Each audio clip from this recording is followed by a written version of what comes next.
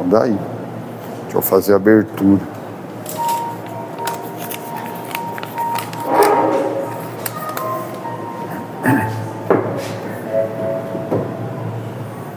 Alô. Boa noite, minhas irmãs, meus irmãos.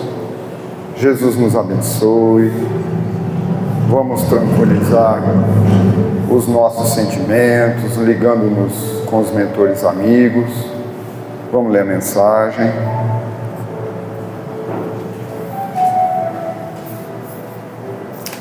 Boa noite. Evangelho em casa.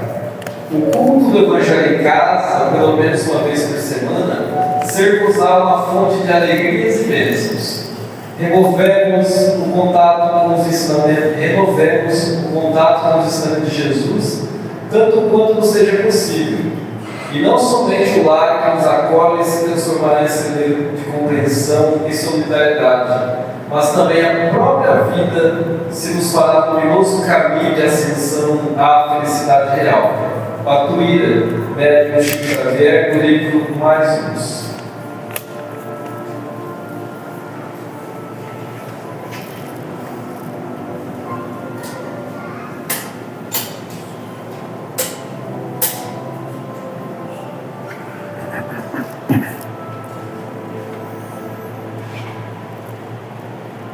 Asserenemos os nossos corações, deixando-nos envolver pela melodia,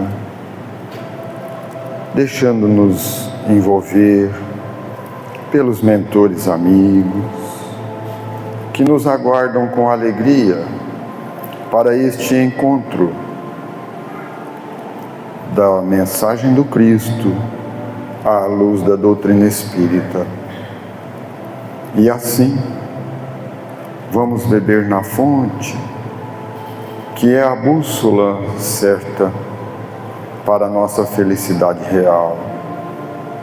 Ampara-nos, Senhor Jesus, abrindo os nossos pensamentos, a fim de que possamos fixar em nossa alma as lições desta noite, fortalecendo a nossa fé para vencermos a nós mesmos. Inspire nosso irmão Luiz e a todos nós auxilie, nós que aqui estamos encarnados e desencarnados. Que assim seja. Graças a Deus.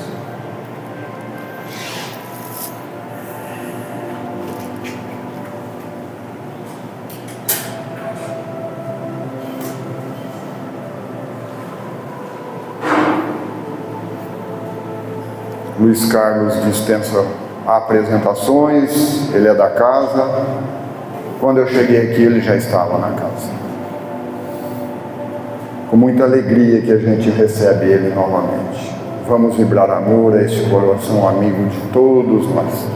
Fica à vontade. Valeu. Vai usar o microfone? Não, acho que não. Uma das mais belas oportunidades é voltar ao redil. Todos nós temos um redil. O redil envolvendo a família. Quando nascemos, somos recepcionados pela mamãe, pelo papai, pelos irmãos. E nós voltamos aqui, nesta casa, que não era bem aqui, era ali, né?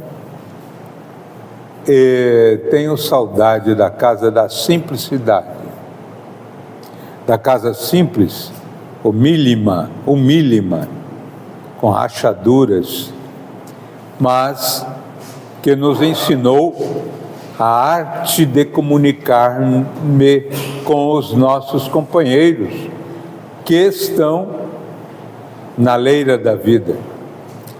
E aqui hoje, nesta casa mais espaçosa, temos a oportunidade de vivenciarmos o fé, amor e a caridade.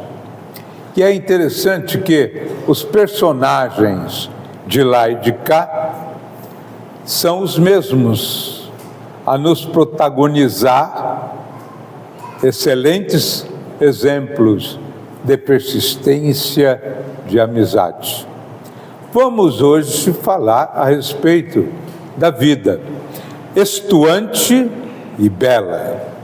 E uma das mais importantes oportunidades de reciclarmos algumas ideias sobre a vida.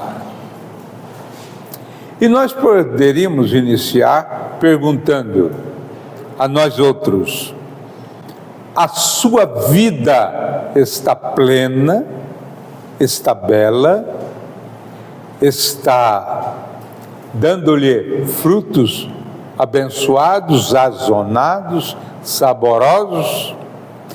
Em qualquer fase da vida, a vida é maravilhosa.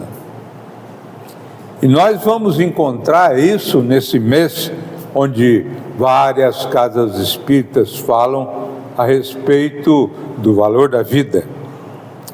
E nós estimamos algumas ideias interessantes para veicularmos estes painéis que hoje se prenuncia. A vida é uma dádiva divina. É interessante que não é uma conquista humana. E nós poderíamos dizer, por que não é uma conquista humana? Porque é elemento evolutivo para buscar uma conquista à perfeição. Porque na atual reencarnação, por exemplo, temos a predominância das imperfeições em nossa vida. Nós gostaríamos de ter um campo acendrado de iluminação, de participação, mas somos limitados. Portanto, temos ainda alguns condicionamentos como amuos, represálias. Ficamos sensíveis a uma palavra talvez não muito bem endereçada, guardamos alguns ressentimentos, ficamos de mal. Aparentemente não. Olá, Poliana, tudo bem? Como vai você? Mas lá dentro... E o que vale é a expressão da alma, não é a manifestação do semblante. A vida, ela é maravilhosa quando você realmente vive a sua realidade, a sua espontaneidade, a sua simplicidade, a sua humildade de espírito. É interessante que as pessoas às vezes querem que você esteja sempre trazendo novidades. Nós não somos sábios. Os sábios trazem novidades. Mas a única novidade ainda produtiva e bela é Jesus. Por mais que você faça um esforço de trazer ideias novas, multiplicadas por várias estruturações, portanto, com elencos muito belos na sua manifestação, o que vale é a emoção e a vibração que você envolve as pessoas. Não é a forma, não é a espontaneidade vinculada em uma coisa trabalhada. Não, é a espontaneidade simples de ser. Por isso que não é uma dádiva humana. A mãe não faz uma dádiva humana ao filho. A mãe apenas é instrumento para que ele se manifeste na vida, por ser sim uma excelente oportunidade evolutiva que Deus nos propicia. Então a dádiva é dele. A nossa obrigação é viver bem. A partir do momento em que você tem um corpo, 24 horas você tem um espírito fazendo auditoria em você. Você tem uma gama de espíritos com os quais você pode entrar na sintonia, mas não entra. Às vezes nós entramos numa sintonia pérfida, perturbada, infeliz, mas estamos à disposição de um armazém cheio de riqueza que nós não absorvemos. O importante é elevar de forma sempre ascendente o pensamento, a palavra, o gesto, a intenção. Isso é o mais importante, para que a dádiva divina corresponda a uma responsabilização correspondente. Então você tem, além de um espírito, 24 horas, vários outros espíritos, você tem uma antena ligada com o Pai, através do processo chamado consciencial. Ele está aqui, íncito. No livro dos Espíritos, é claro em dizer, onde Deus colocou a sua presença no homem, na consciência. Tudo gira dentro das leis naturais, dentro de nós. Se nós pudéssemos, então, mapear o pensamento, as vibrações, as ideações, as inclinações, as tendências, as vinculações que você tem com as pessoas dentro de um painel de dádiva divina, você atinge uma condição espiritual de viver para valorizar a vida. E é interessante que devemos gratidão, óbvio.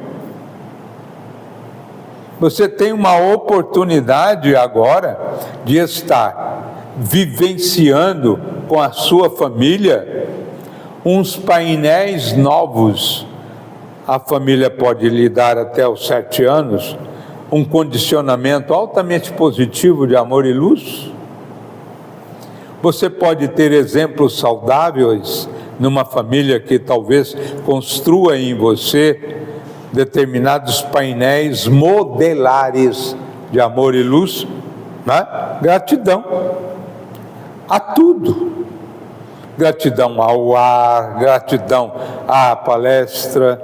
Observem quantas situações negativas já tivemos no registro da nossa vida, porque é uma só. É uma vida só. Nós temos várias existências, mas uma vida só. Fomos criados por Deus. A partir daí, vamos reciclando existências até chegar a um grau de quilate evolutivo superior, puro, com pulcridade, para encontrar a excelência de ser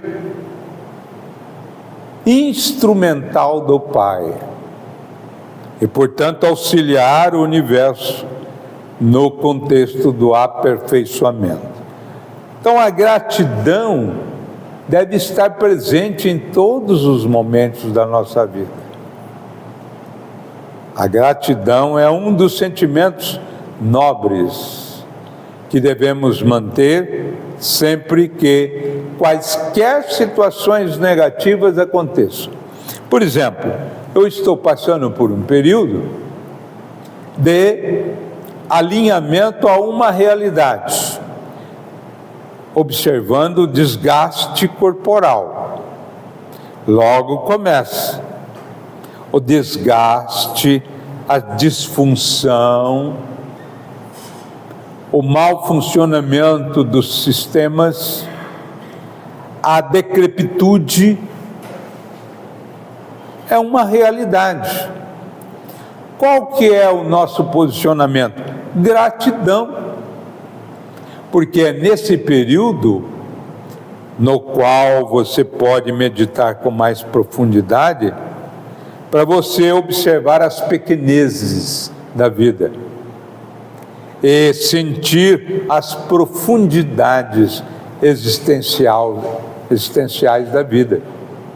É nesse período que você considera uma amizade real, verdadeira, companheira, nos momentos em que o glamour vai saindo, lenta e gradativamente, e vem as dificuldades de todo gênero. Gratidão à oportunidade de você crescer em todas as fases da vida.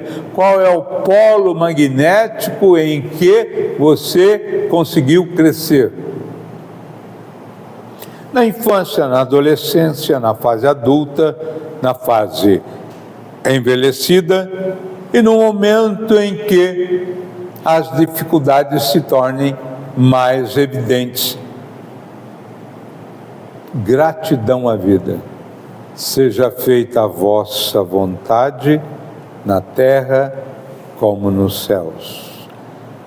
Uma frase pequenina que às vezes nós não damos valor no Pai Nosso, mas em todos os momentos da vida essa frase serve como balanço real do equilíbrio.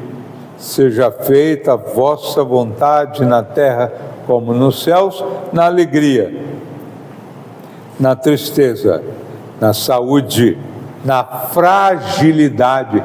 Olha que coisa linda você visitar alguém, e eu visito muitas pessoas doentes, e a pessoa fala assim: eu sou grato a Deus, ai como eu sou feliz. Numa cama, numa alimentação, faltando às vezes o básico, e a pessoa fazendo uma honraria a Deus. É ser grato pela passagem na vida para iluminar o seu espírito. Encontrei o Tony. O corpo é ventríloco. Encontrei o Antônio na entrada. O corpo é ventríloco. A alma fala. Quando nós percebermos que o corpo é ventríloco e que a alma fala, você olha nos olhos e sente a alma se expressando. Gratidão por aqueles que estão em seu derredor. Diante disso, há uma pessoa que pensa em fugir da vida, que não admite o processo natural da vida, o arrependimento, mas a expiação e a reparação é um processo natural. Por que natural? Quem aqui não errou na vida? Alguém aqui nunca errou? Já nasceu aprendendo? Já nasceu com domínio de todas as habilidades? Não. Quando erramos, nós nos arrependemos. E quando o arrependimento é sincero, nada mais é do que um estado pedagógico de educação. Errar. Mesmo o erro consciente, há um impulso em mim que me leva a agredir. Quando eu reconheço que eu agredi, falo: Senhor, eu agredi. Por que eu fiz isso? Eu me arrependo. Quando eu me arrependo, o Senhor, lídimo Senhor de nossa vida, tem compaixão do filho que arrependeu.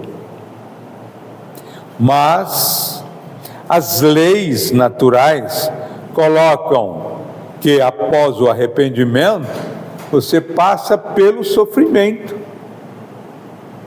Porque a partir do momento que eu errei, eu começo a sentir a dor de ter errado, a dor de ter ofendido, a dor de ter agredido, a vergonha, isso é dor.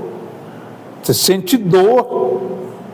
A partir do momento que você sente dor, chega num ponto em que você amadurece e agora fala, agora eu vou reparar. Isso está no Código Penal da Vida Futura, no Céu e Inferno, que é um livro maravilhoso, aliás, um livro inesquecível, porque Kardec dialoga com os espíritos que desencarnaram, perguntando uma série de coisas que aconteceram com eles, para que nós pudéssemos saber o que nos espera no mundo maior. Então, dentro dessas ideias, nós colocamos que temos um perigo muito grande, mas um perigo muito grande, quando pensamos em morte. Porque nós só podemos levar o nosso condicionamento a perder a vida em transtorno mental. Porque não é crível que uma pessoa rígida, saudável, tranquila, pense em morrer. Por quê? Aqui fala do transtorno bipolar. Nós precisamos tomar muito cuidado com depressão. Depressão não é brincadeira. Pode ser a depressão que vem dentro da alma, endógena, como pode ser a depressão que aparece de fora para dentro, exógena. Você perde o marido, entra em depressão. Perde o emprego, entra em depressão. Eu tenho um amigo que era seccional, delegado seccional, esses dias. Agora é assistente de uma seccional. Como que ele está? Abatido, triste, porque ele não deu causa, era para servir um amigo do amigo, ser amigo do amigo é sempre assim, e o colocou no lugar. Ele precisa fazer, fui visitá-lo hoje, para não entrar em depressão. O que é a área de não entrar em depressão? Compreender que a vida, bela, linda, maravilhosa, ela deve ser expressa em todos os momentos da sua vida. Quaisquer que sejam os momentos de glória ou tristeza, de gáudio, de grandeza, ou de sair pelo fundo deixando o outro no lugar. O cargo é nosso. Você tem algum cargo na vida? Ele é transitório. Até o cargo de marido é transitório, porque a mulher fala assim, bye bye, tchau, fui. Pronto, perdeu o cargo de marido. Não tem mais, né? Ou seja, tudo é transitório, não é nosso. O estado em que nós vivemos é o mais importante. Então nós precisamos tomar muito cuidado com o transtorno bipolar. O que é unipolar? É o transtorno da tristeza. Bipolar, quando ele altera os níveis de humor. Ele exige de você, às vezes, condutas que você não quer ter. Por exemplo, eu estou feliz hoje, amanhã eu caio em níveis tão baixos de tristeza que eu penso em me matar. Esquizofrenia. Você fica louco, mas faz tempo que você já está ensaiando ficar esquizofrênico. Como é que é? Quando você fica assim meio nervosinho, cuidado, você está fazendo uma alteração e uma ofensividade à sua energia psicológica e emocional. Você entra em processo de perturbação. Tem uns que não vê nada, tem uns que falam o que bem entende, no outro dia pede desculpa. Eu estava nervoso. Mas como é esse negócio? Você fica nervoso e não sabe o que fala? Você é esquizofrênico. Esquizofrênico não lembra. Você não pode alterar os painéis mentais. Você pode ser induzido a abrir os condicionamentos emocionais de alguém esquizofrênico tomar o seu lugar. Por quê? Porque você abriu o caminho. Pode ser esquizofrênico? Pode, no contexto obsessivo. Não sei se alguém já falou isso para você. Às vezes a esposa ou o marido fala para você: nossa, mas você estava tão alterado que eu não te reconheci. Não era você. Quando começa assim, alguém um dia ocupa o lugar. E aí não vai ser você mesmo. É o processo obsessivo. Pode ser um esquizofrênico, pode ser um bipolar, que você abre o campo para as perturbações. Então tem que manter o equilíbrio. Alguém te ofende e você diz: tudo bem.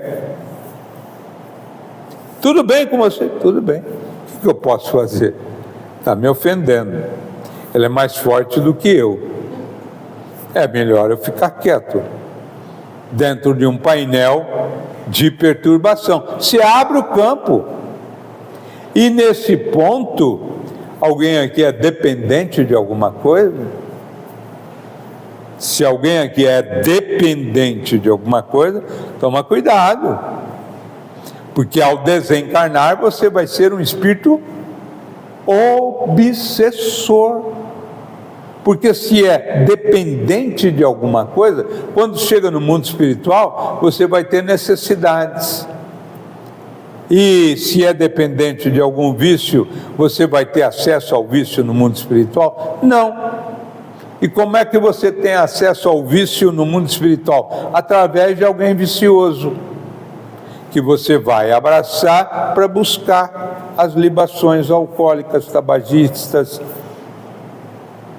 em droga, em jogo, em qualquer vício.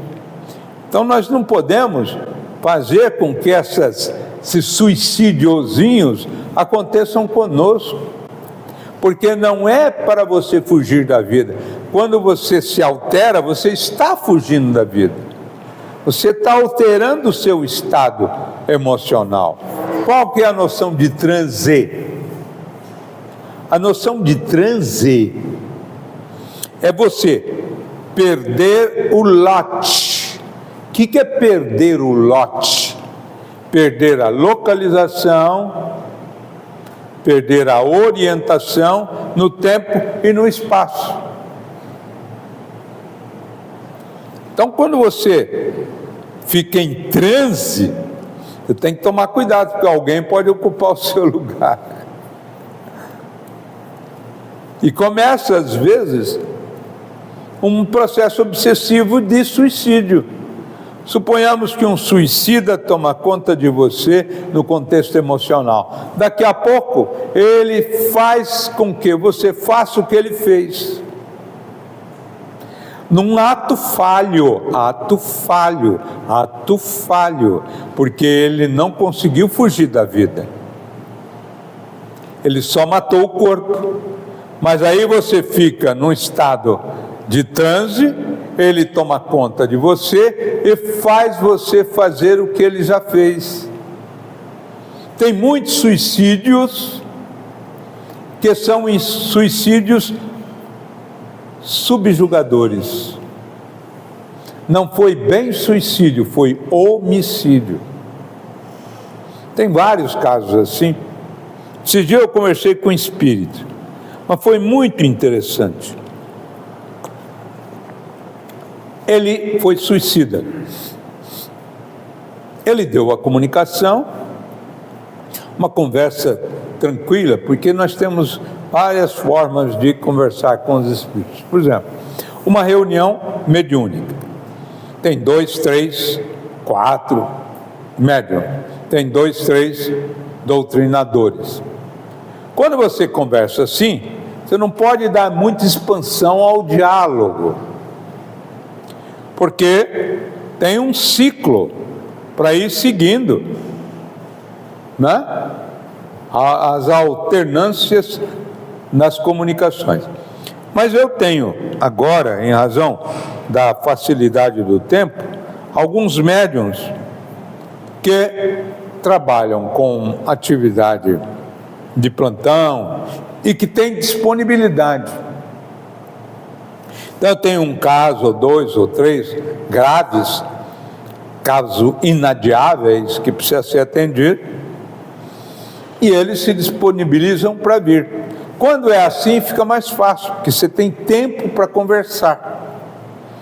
Então, uma comunicação num grupo comum de 4, 5, 6 minutos, você pode levar 10, 12 minutos.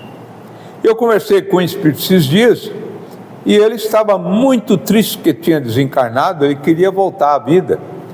E nós vimos que era um processo obsessivo. Ele estava obsediado. E eu perguntei para ele: é possível você aferir o grau de responsabilidade que você tem? Pergunte para os espíritos bons. Aí nós fizemos um condicionamento para ele sentir os espíritos bons, para vê-los, né? Porque o espírito, quando está sofrendo, nem ao menos consegue ver espírito superior.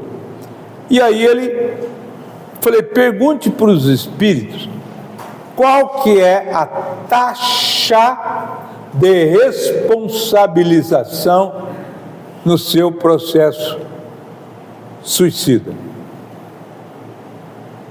Ele falou, são 2 números. Eu falei, uma percentagem. Qual o primeiro número? Eu fiquei pasmo. 2. E o segundo número? 8. A responsabilidade dele no suicídio foi de 28%. O processo todo aconteceu em um transtorno mental e uma indução hipnótica por espíritos obsessores. Então, praticamente, ele foi levado ao homicídio. Essa responsabilidade de 26%, de 28%, qual que é a estruturação em termos estatísticos? Ele também deixou que acontecesse a obsessão. Ok? A responsabilidade dele era não permitir que ocorresse o processo obsessivo. E aí eu pergunto, quais os aspectos filosóficos, sociológicos, teológicos? São vários. Quando a criança nasce, você é responsável pela sua educação. Você educa, você acompanha, você instala a evangelização infantil, você instala Jesus no seu condicionamento. Quando eles crescem, eles têm a opção de aceitar ou não. Eu tenho 3 filhos. Todos aprenderam evangelização, aprenderam conhecimento básico de doutrina. Um dos filhos está num processo de educar os seus filhos, né, com muito carinho, com muito amor. O outro vai educar os filhos, ainda estão tenros. O outro tem os filhos, mas ainda não está com um condicionamento de frequência na casa espírita com profundidade. Qual que é a responsabilidade minha? Continuar fazendo doutrinação. Mas foi instalado? Foi. Problema de quem é? Livre-arbítrio dele. mas a responsabilização foi feita, foi estruturada. Então, dentro desse painel, os aspectos filosóficos, sociológicos, teológicos funcionam. É muito importante. Acima de tudo, trata-se de uma questão médica. Só há um problema filosófico verdadeiramente sério: o suicídio. Mas você já faz essa prevenção desde quando ele nasce, instalando o quê? A espiritualização. Você é católico? Não faz mal, espiritualize. Você é protestante? Não faz mal, espiritualize. É necessário espiritualizar, principalmente se for espírita, levá-lo à evangelização. Ele vai tomar o passe, ele vai sentir toda aquela evolução, ele vai imitar a mãe e o pai no passe. Ele é pequenininho, ele já sabe como dar o passe. Mas é um condicionamento altamente positivo. Isso é campo preventivo. Isso é campo insofismavelmente positivo. Então nós temos aí a oportunidade das características dos pacientes mais graves. E aqui eu poderia dizer, se um paciente é sensível, é médium, você tem 3 filhos, você sabe quem é o mais sensível, quem é o mais firme, racional, quem é o paralelepípedo, que não sente nada. Você conhece os 3. Se um deles for mais sensível e for médium, e uma menina perguntou para mim esses dias: como eu sei se eu sou médium? Eu falei: você foi na balada? Fui. Sentiu mal? Não, senti muito mal, tive que ir para casa. Eu não consegui fazer. Era a primeira minha balada, eu não consegui ficar lá. Fui para casa, passei muito mal. Uma pessoa sensível. Se essa pessoa não verbalizar, materializar, sentir, se envolver com o campo espiritual superior, o suicídio é quase uma realidade. Vou falar de novo. Se uma pessoa é sensível, tem sensibilidade. Como que é a sensibilidade? Ai, mãe, chegamos da viagem, será que tem alguém debaixo da cama? Tem sensibilidade porque sente que tem alguém. Ai, vou ver no guarda-roupa, parece que tem alguém. Tem sensibilidade. Ai, me ajuda aí lá no fundo que eu tenho que tirar a roupa, eu tenho medo. Ai, mãe, eu tenho que ir lá fora, vem comigo. Essa pessoa tem sensibilidade. Ela sente, tem que ligar a luz para dormir, passa mal. Ela sente. Se essa pessoa é sensível, as características para o suicídio são muito graves. É muito sério, porque ela registra a interferência espiritual na vida dela. Então nós temos um processo que pode resultar ansiedade, impulsividade, instabilidade da emoção e desequilibrar ela inteira. E tem uns que não sentem nada. Pode ir em qualquer lugar, não sente nada. Pode até entrar no cemitério e trocar coquinho com o outro lá que não sente nada. Não tem problema nenhum. Então o processo que nós precisamos saber é quem é que está envolvido nesses painéis. E aí nós vamos encontrar 5,7%. 5,7%. É uma taxa altamente séria. E agora, nos transtornos mentais, nós estamos encontrando uma incidência muito grande, porque os transtornos mentais estão alterando completamente a vida atual do ser humano. Antigamente você tinha, na escolha da medicina, pela psiquiatria, falava assim, é 1 em 100, que quer psiquiatria. Hoje, a maior especialidade mais concorrida que nós temos na medicina é o quê? Psiquiatria.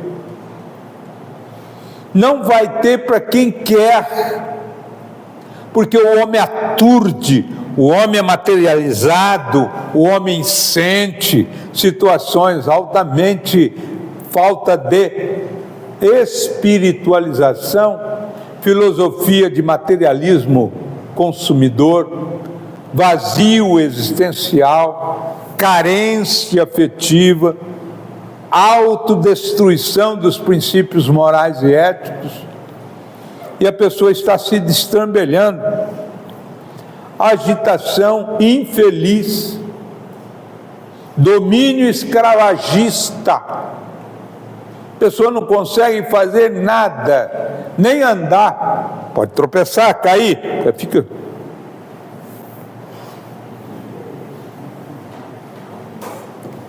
Para quem? O corpo envelhece. Você faz, então, ficou legal, vou mudar. Então, quando bate a lei da gravidade, até com operação, cai tudo. Então fica com esses enlevos passageiros. O quê? Minha irmã me chamou esses dias, me falou há um tempo atrás, para conversar com uma amiga dela que estava mal. Falei, qual é o nome? Fulano de tal. Aí eu pus lá, né? Tal. Abro o Face, fulano de tal está num palácio deslumbrante. Falei, meu Deus, mas é essa que quer se matar? Aí eu liguei para ela, falei, escuta, gente, está alguma coisa errada aí. Você marcou amanhã para eu ir aí? Ela está esperando. Ela tentou se matar esses dias. Falei, meu Deus, mas ela tem uma irmã gêmea? Não, é ela. Glamurosa, coisa linda. Quer se matar. É a carência absoluta da alma, a falta de evangelização, falta de simplicidade, falta de humildade, falta de caridade, falta de trabalhar no bem e ter alegria em servir alguém. É isso que preenche e planifica a alma. Fora dela não há salvação. Não há. Quando você serve alguém, o que você serviu é seu. Alguém leva, mas é seu perante Deus. Ai, que coisa linda. Mas ele não voltou para agradecer. Não precisa. Eu já tenho o perfume da paz. Ele não precisa agradecer. Ele foi importante para que eu pudesse fazer o bem. O importante é que eu faça. Então, dentro desse painel, eu trouxe algumas ideias diferentes hoje, né? Nós não podemos ter esse campo infeliz, né? É infeliz, né? Quando uma tentativa ocorre, é muito preocupante. Uma tentativa. Por quê? Porque significa que tem 3 no plano da tentativa e 5 no plano da execução e 17 em pensamento. Um fato. Tem 3 que tentam, 5 que planificam, 17 que viabiliza a possibilidade de. Na perspectiva da vida, nós temos no sexo masculino e feminino um dos grandes perigos. O feminino é menos intenso, o masculino é mais desafiador. Por isso que quando o menino tenta, ele vai embora. Esse dia eu conversei com um que falava assim: pelo amor de Deus, deixa eu voltar. Eu quero voltar agora que eu vi. Eu quero voltar, pelo amor de Deus, eu quero voltar. Eu fui ver minha mãe, eu matei minha mãe, eu quero voltar. Minha mãe está morrendo, eu quero voltar. Mas voltar para onde, meu filho? Eu quero um corpo. Mas que corpo? Mas eu pensei que quando morre, eu morri. Mas como é que eu estou vivo? Não, você matou o corpo, mas não matou a vida. A vida é uma dádiva divina. Você não consegue matar a vida. Então, dentro desse painel, nós poderíamos dizer, né? Transtornos psiquiátricos, elevação de risco, né? Dependência de álcool e estrutura bipolar. Isso a gente pode diminuir. Antigamente, não sei se vocês se lembram, hoje não acabou isso aí, isso já está fora de moda. Antigamente você mandava fazer um barzinho para ficar em casa, tinha tamborete. Hoje, com os filhos que você tem, se você pôr barzinho em casa, aos 17 anos você perde o filho. Não se coloca mais bar em casa. Ao contrário, os pais deveriam nunca tomar alcoólicos, para não ficar amanhã com o sentimento de culpa dentro daquele arrependimento, sofrimento e reparação, na condição de ter induzido o filho a entrar no painel do suicídio. Por quê? Porque as pessoas trazem tendências, e é muito forte. Processo não é transtorno psiquiátrico só, é que você não sabe o filho que você tem, você não sabe o que ele era, quem estava atrás daquela figura chamada filho que você queria. Talvez é um calceta que volta à terra para redimir-se, mas se tiver acesso aos campos do erro, ele cai novamente. Já é uma pessoa reiteradamente envolvida com estes painéis. Por isso que nós não podemos propiciar a oportunidade dele ter acesso pelos pais. Pais que bebem, filhos alcoólatras. Pais que fumam, filhos tabagistas. Pais que usam drogas, lógico, não há dúvida. Não tem como você sair da responsabilização do comportamento.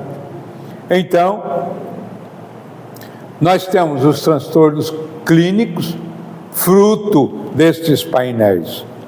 Onde está a filosofia espírita? Onde está a oportunidade de você administrar perdas? Porque perdeu alguma coisa, você vai entrar em depressão? Se eu fosse perder, aliás, se eu fosse entrar em depressão até os 24 anos, com 24 anos andava de bicicleta e entregava boleto no banco.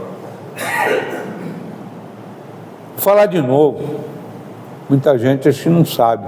Com 24 anos eu andava de bicicleta para entregar boleto de banco em São José do Rio Preto. Faltava tudo. Se eu tivesse entrado em depressão, porque faltava tudo, eu já teria morrido. Eu era filho de uma zeladora de centro espírita. Morava no fundo do centro espírita. Os calos que eu tenho, a lembrança do sapato apertado, mas tinha que usar, senão andava em pé, descalço. Faltou, entrou em depressão? Não. Hoje, por uma palha, porque ele está deprimido, porque ele não tem o celular iPhone 12, 14, sei lá o quê. Meu Deus do céu. Uma bicicleta que quebrou um pedal, eu fiquei um ano, todo sapato meu era moldado assim, porque o bico do pedal eu empurrava com o pé direito. E com o esquerdo Tudo bem, o esquerdo não tinha aquele amoldar no couro, o outro tinha. Os meus saltos, todos gastavam muito, porque eu tinha que usar o salto para segurar o pneu, porque não tinha breque. Entrou em depressão? Então nós precisamos alinhavar a nossa educação com os nossos filhos em termos de educação da alma e não dar o que eles precisam. Tem que dar de acordo com a conquista. Então tinha que trabalhar para poder conquistar. E com isso nós tivemos uma edificação muito grande. Eu tenho filhos que não foram criados nessa dificuldade, mas sempre tiveram que conquistar para ter. Não de dar, porque as pessoas, os pais dão coisas, dão cheque, mas não se dão. Tem que acompanhar, sentir, não está bem, senta junto. Certa feita eu estava com meu filho, passei pelo corredor, ele estava sentado, pensativo. Aí eu olhei de novo, voltei, uma lágrima aqui, outra cá. Mas jovem não abre, né? Jovem não. Eu sentei, falei, filho, eu sei que você não se abre facilmente, mas eu posso orar com você? No problema que você carrega, quem sabe eu posso te ajudar numa oração. Ele começou a soluçar. Estava com problema. Oramos. No outro dia, ô pai, melhorou bem, viu? Ei, pai, obrigado aí. Tal, obrigado, pai. Ei, tal. Então, você tem que acompanhar para sentir o que está acontecendo, dialogar, sentir, registrar. Se não sabe, arruma alguém que saiba. Então você tem que criar esses vínculos protetores, ter uma estrutura familiar positiva, gerando vínculo, uma boa rede social, gerando vínculo protetor. Isso aqui é uma grande rede social gerando vínculo protetor. As pessoas vêm, se sentem bem, conversa com um, conversa com o outro, apoia aqui, apoia lá. É necessário que tenhamos essa amplitude. A ausência desses vínculos favorece o quê? O desequilíbrio, a perturbação. É necessário ter vínculos sociais, familiares, psicológicos, morais, intelectuais, ter vínculos. Condicionar a leitura, condicionar a vivência, condicionar a espiritualidade do ser, enquanto você pode. Até os 7 anos, você condiciona. Até aos 12, você fortalece. Depois dos 12, você reza. Mas dá sustentação. Depois dos 18, vincula-se à reencarnação. Aí a pessoa vai ser o que sempre foi. Já era, mas modificado na base agora, porque recebeu vínculos protetores. Ficou claro isso? Ficou bem claro isso? É a nossa contribuição, né? Para que nós possamos ter esses painéis. Então, vamos à prevenção através do nosso querido Haroldo.